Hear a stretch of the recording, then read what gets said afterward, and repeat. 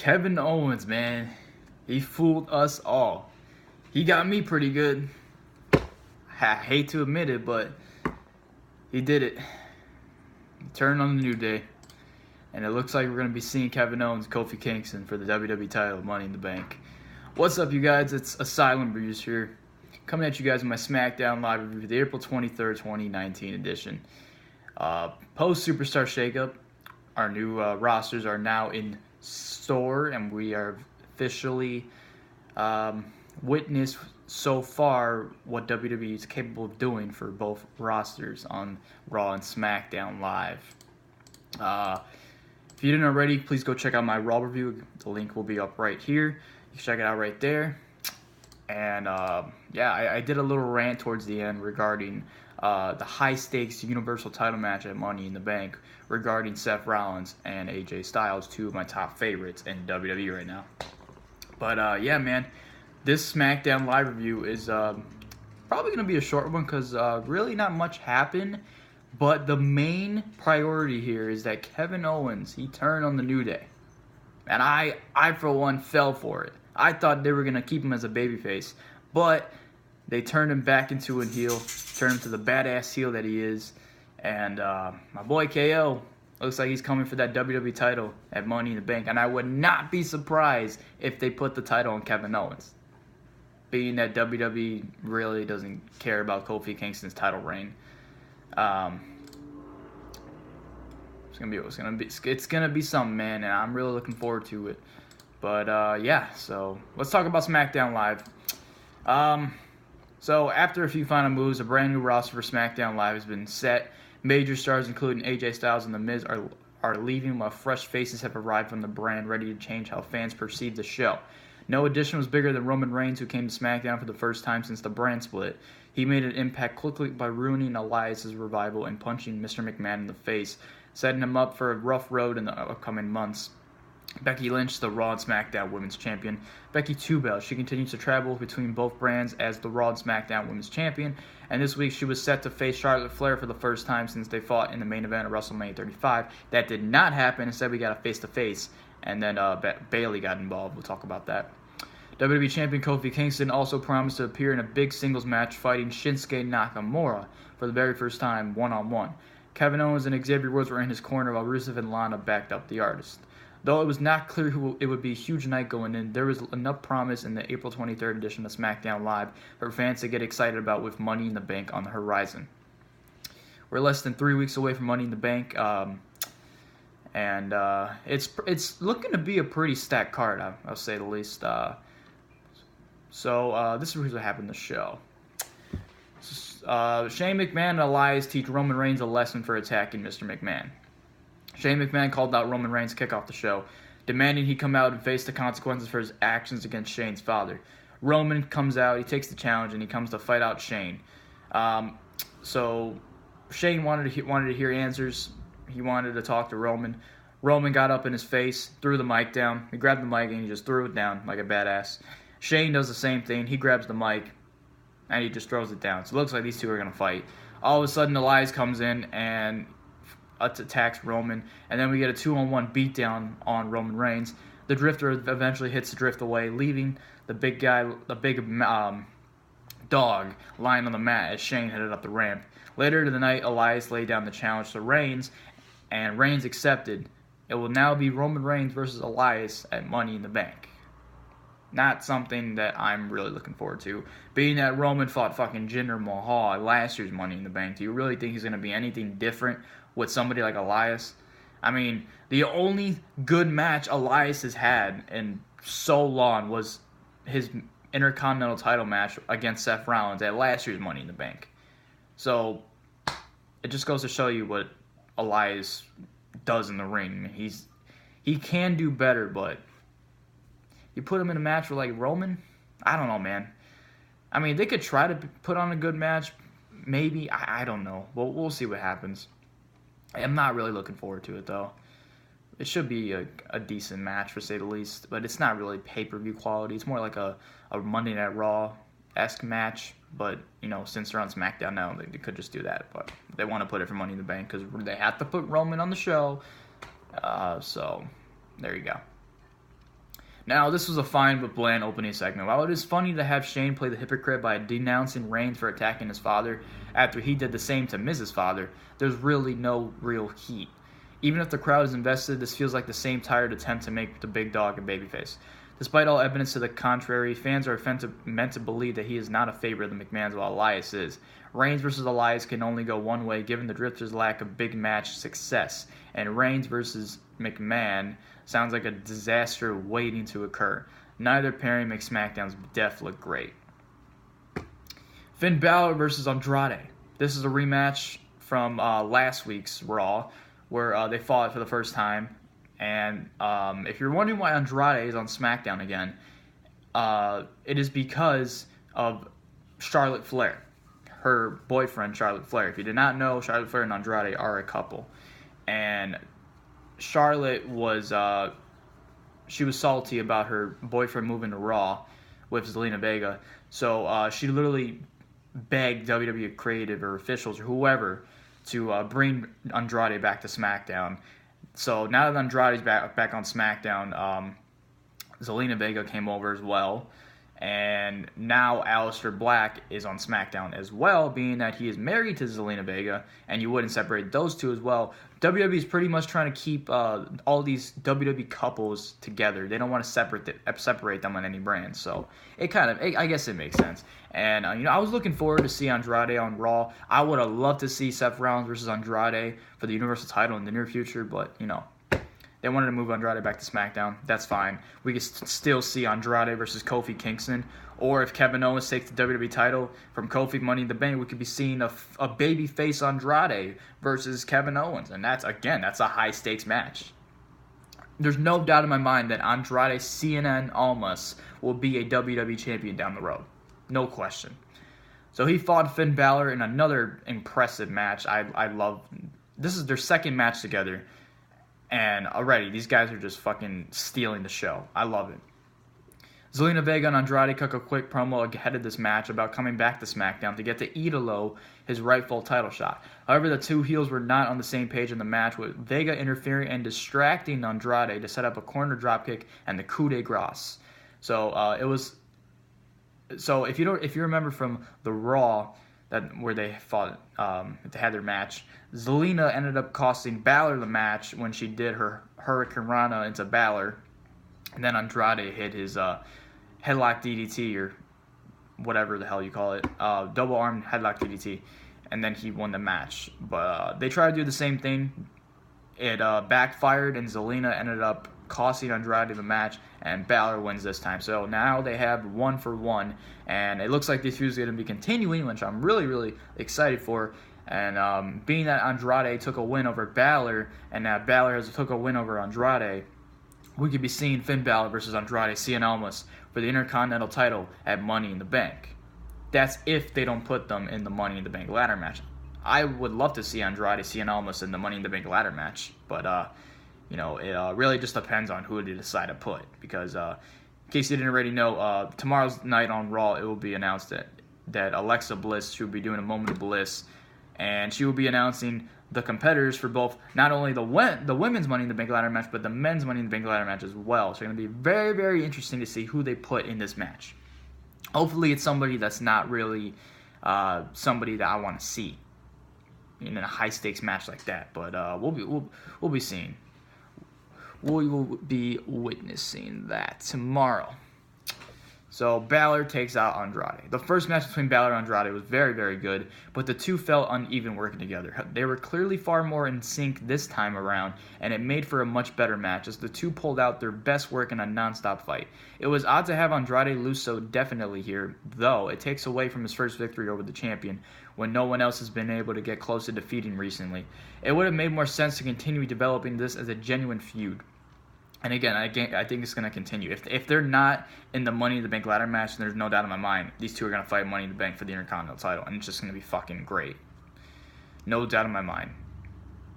They could particularly put the IC title on Andrade in the near future. I don't think they're going to do it right away, since Balor just took the title back from Bobby Trashley at WrestleMania literally 2 weeks ago. So they wouldn't have Balor lose the title that quick unless WWE wants to be fucking idiots and just screw Balor once again, because they just love screwing with Finn. But they shouldn't be doing that. But I'm looking forward to the rest of the feud here. Peyton Royce versus Kairi Sane. Kairi Sane had her first official match on SmackDown Live, singles match rather. She made her debut last week with teaming with Asuka, and the Iconics made fun of Paige's new team of Asuka and Kairi Sane as they headed to the ring. Peyton had promised that she was ready this time for the Pirate Princess. However, the former NXT Women's Champion easily dispatched Royce thanks to an insane elbow. This match lasted a minute. Afterwards, Mandy Rose and Sonya Deville arrived to mock the winner, giving a slow clap to Sane.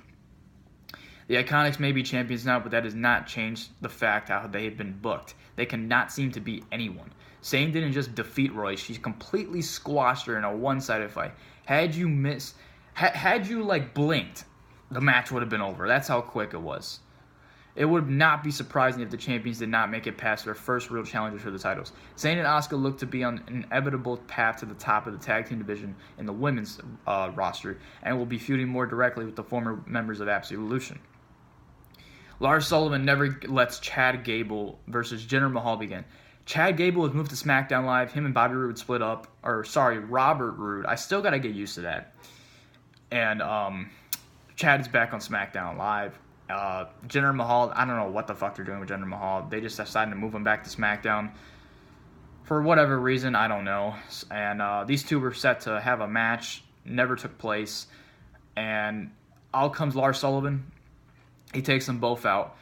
He takes out Chad Gable. And he fucking demolished Chad Gable with this clothesline. Gable is making his entrance.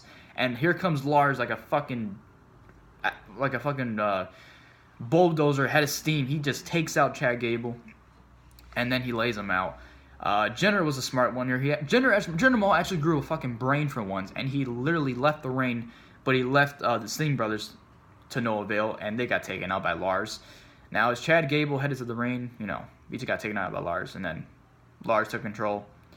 R-Truth ran to the ring since he got taken out last week. He wanted to get revenge, but nothing really happened. He just got taken out with another running sitting out powerbomb for Lars. This was a far better option than Gable versus Mahal. Lars Sullivan's wake of destruction continues as he now has gone beyond just destroying old men. It was also good to see someone attempt to step up to Sullivan rather than just forgetting they got laid out. Truth versus Sullivan won't be much of a feud, but it should be help establishing just how lethal the Freak can be when not just laying out exhausted talent. So it looks like we're going to be seeing Lars' first mini feud on SmackDown against R-Truth.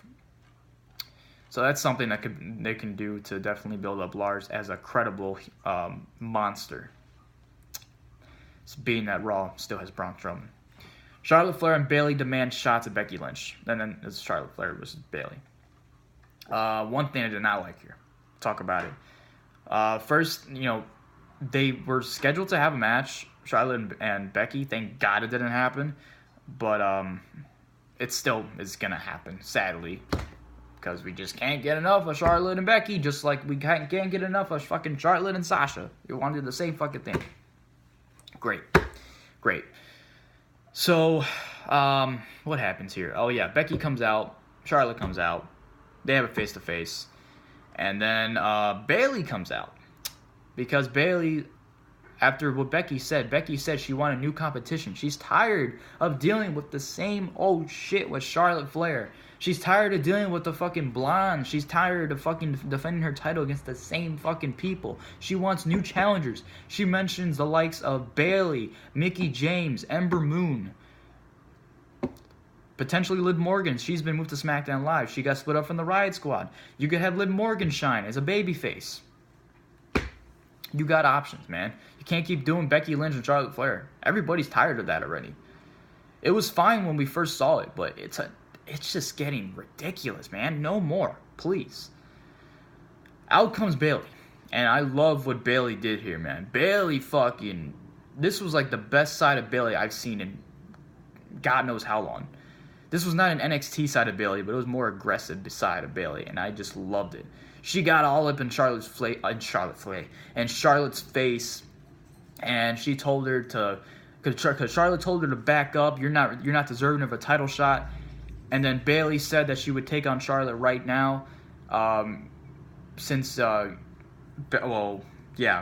Bayley wants a title shot. Charlotte wants another fucking title shot. Why, I don't know. And they end up having a match. And I love what Bayley did here, man. Before, their match took place, Bayley just smacked the mic out of Charlotte's hand. She got up in her face. No smiling from Bayley. No hugger here. She was just all business here. I loved it. We need this Bayley more often. This was fucking great, man. If they're looking to turn Bayley heel, it could work. Now, when she was still on Raw and she attacked Sasha that one time, and I guess she was supposed to turn heel, nobody took her seriously. But now we're getting this more aggressive side of Bayley. I think her working as a heel, it could work, man. It could definitely work. I would love to see a heel Bayley versus a babyface Becky. I mean, that's just new fresh matches right there. Just like I mentioned with Cedric Alexander and Cesaro in the Raw review. That's a new fresh match we haven't seen before. Finn Balor and Andrade Cien Almas. We've seen it twice already, but it's starting to get really good. We're feeling the little all-out process here. So it's good that we're seeing all this. Now this segment felt like the potential start of Bayley rising up back to the ranks. Though a solid match, it did not accomplish this all by the end. The two friends could not get on the same page in a few key spots, and ultimately the Queen prevailed again. Charlotte defeated Bayley. And now Charlotte versus Becky is official for Money in the Bank for the SmackDown Women's title. Becky is going double duty. Becky, 2 belts. She's fighting 2 blondes. She's fighting Lacey Evans for the Raw Women's title. Now she's fighting Charlotte Flair again for the SmackDown Women's title.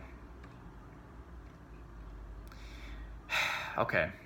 This was certainly the right decision to have Lynch pull double duty while she is a double champion, but it would have been far more interesting for her to fight just about anyone except Charlotte Flair for the 8th major pay-per-view in the fucking past year. Enough of this fucking bullshit. Now we get into the main event. Kofi Kingston versus Shinsuke Nakamura. KO was backstage with Xavier and Kofi. No Big E. Big E is injured. Big E's going to be out for a while. We don't know how long. They said 6 to 8 weeks. That's like 2 months. So they needed to replace Big E, I guess. And then KO joined the New Day last week. And I thought this was going to end up lasting until Big E would come back. Because the rumor was that Big E was going to come back and turn heel on Kofi and Xavier. And then we're going to be seeing Kofi and Big E for the WWE title. But, they all decided to change plans here, and they turned Kevin Owens back into a heel. Since Big E was taken out, and also Daniel Bryan as well. We haven't seen Daniel Bryan since WrestleMania, and same with Rowan. But, Rowan's just going to do it with Daniel Bryan. Rowan's just not going to be there by himself. So, but yeah, we haven't seen Daniel Bryan since WrestleMania, and Kofi needs a legitimate threat. He needs a legitimate match. You can't just do, I don't know what else they could have done, but Kofi versus Shinsuke, this is a fresh match we haven't seen at all. First time ever, so there you go. This is what I'm liking, WWE. These fresh new matches. We got the fresh new faces on the brands. This is what I like. You got to keep it up. With Big O and X cheering him on from their own personal announce table, Kofi struggled at times to overcome the reach and striking ability of the artist. However, the WWE Champion called him up with the jumping double knees and trouble in paradise as he went for the Kinshasa. The match ended up getting a disqualification. Kofi wins by DQ. Rusev comes in. He saves his partner from the pinfall. The heels took out Xavier, leaving Kofi and KO alone with the prize fighter turning on the champion, laying him out. Even after Kofi saved Kevin Owens from getting a super kick from Rusev? I don't know. Kofi saved him. When Woods came to Kofi's aid, Owens hit him with an apron powerbomb. So, I just love what they did here, man. So, as they were celebrating, they took out Rusev, they took out Nakamura, and you see all three. You see Kofi and Kevin in the ring. Xavier was on the outside somewhere. I don't know where he was, but Kofi turns around, eats a super kick straight in the face from Kevin Owens, and the commentator just selling it, of course. This was great. KO rips off the New Day shirt he was wearing, and he has this shirt underneath his Kevin Owens shirt, his KO show shirt, and he puts it on, or he takes the shirt off rather, has the shirt on, and he just starts beating the hell out of Kofi Kingston.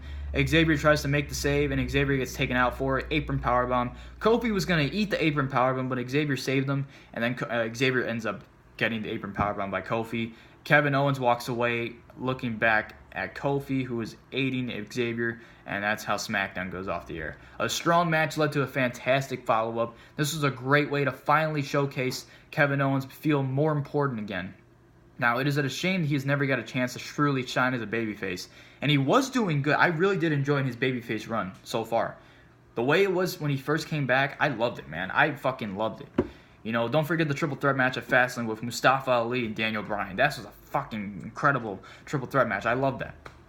And, you know, I really love what they were doing with Kevin Owens as a babyface. But, you know, they really had no other options. So that's why it had turned KO back into a heel. We'll talk more about it in a later video because, you know, I have some more news to talk about. I haven't done a news and rumors video in like a month or two, so there's a lot to talk about.